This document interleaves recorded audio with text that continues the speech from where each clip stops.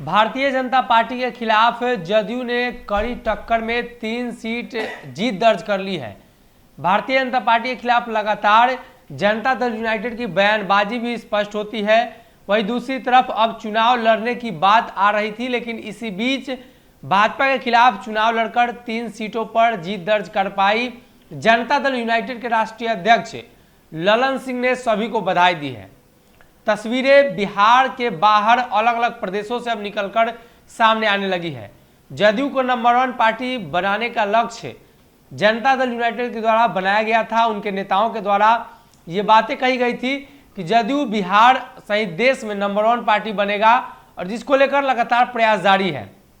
ऐसे में अरुणाचल प्रदेश से जो खबर निकलकर सामने आ रही है, जदयू ने 3 सीटों पर जीत दर्ज कर ली है, और ये जो चुनाव है कहीं ना कहीं जदयू को एक संजीवनी देगी। इसलिए कि पिछले बार जब विधानसभा चुनाव में जदयू के पास 6 विधायक थे, वो 6 विधायक भारतीय जनता पार्टी के साथ शामिल हो गए थे और भाजपा वहां सरकार में है।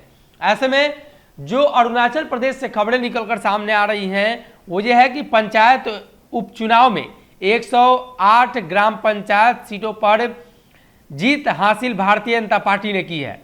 राज्य निर्वाचन आयोग ने आधिकारिक रूप से यह जानकारी दी है। राज्य चुनाव आयुक्त के द्वारा बताया गया है कि मतदान हुई और उसमें नेशनल पीपुल्स पार्टी ने 5 सीट हासिल की है। विपक्षी कांग्रेस और जनता दल यूनाइटेड ने 3-3 और निर्दलीय उम्मीदवार ने 11 सीटों पर जीत दर्ज की है। वहीं अगर बात करें तो जदयू के राष्ट्रीय अध्यक्ष ललन सिंह लगातार मणिपुर, अरुणाचल प्रदेश और नॉर्थ ईस्ट के जो तमाम 7 राज्य हैं, उन सभी राज्यों में अपना प्रदर्शन और चुनावी तैयारी में लगे हैं। लेकिन ये पंचायत चुनाव है और विधानसभा चुनाव को लेकर मणिपुर में लगातार ललन सिंह का दौरा हो रहा है। उपेंद्र कुशवाहा बिहार के आसपास के क्षेत्रों में दौरा कर रहे हैं। यानी जदयू का शीर्ष नेतृत्व लगातार जदयू को राष्ट्रीय पार्टी बनाने को लेकर उत्सुक है। वहीं अगर बात करें तो 3 राज्यों में राजकीय पार्टी के रूप में जदयू को मान्यता प्राप्त है, और 1 से 2 राज्यों में अगर जनता दल यूनाइटेड और राजकीय पार्टी बन जाती है तो राष्ट्रीय पार्टी बनने में आसानी होगी। ललन सिंह ने इन सभी बातों का जिक्र किया और कहा कि आने वाले दिनों में भारतीय जनता पार्टी के खिलाफ लड़ना हो या साथ लड़ना हो, बिहार के बाहर राष्ट्रीय पार्टी बनने के लिए हम लोग हमेशा प्रयास कर रहे हैं और प्रयास करेंगे। जिसका उदाहरण उन्होंने उत्तर प्रदेश में भी बताया कि भाजपा ने जब साथ नहीं दिया तो वो अकेले चुनाव लड़कर और कहीं ना कहीं मंशा साफ कर चुके थे कि आने वाले दिनों में जिन राज्यों में अलग अलग चुनाव होंगे वहां चुनाव लड़ा जाएगा। भाजपा अगर गठबंधन में साथ रहना चाहती है तो ठीक है, नहीं तो अकेले चुनाव लड़ने के लिए जदयू सक्षम है।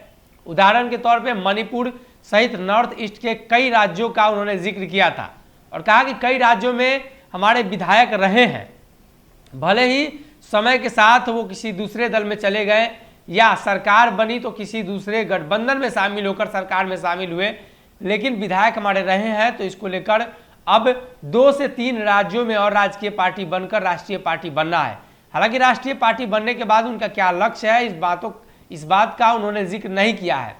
लेकिन पंचायत चुनाव में जदयू की जो जीत हुई है उसको लेकर ललन सिंह आश्वस्त है और उन्होंने फेसबुक के जरिए अपनी बातों को रखा है और सभी लोगों को बधाई दी है। अगर ये वीडियो पसंद आई और वह बिहार के राजनीति और बिहारियत से सरोकार रखेनी तो सब्सक्राइब बटन दबा के चैनल के सब्सक्राइब कर ली।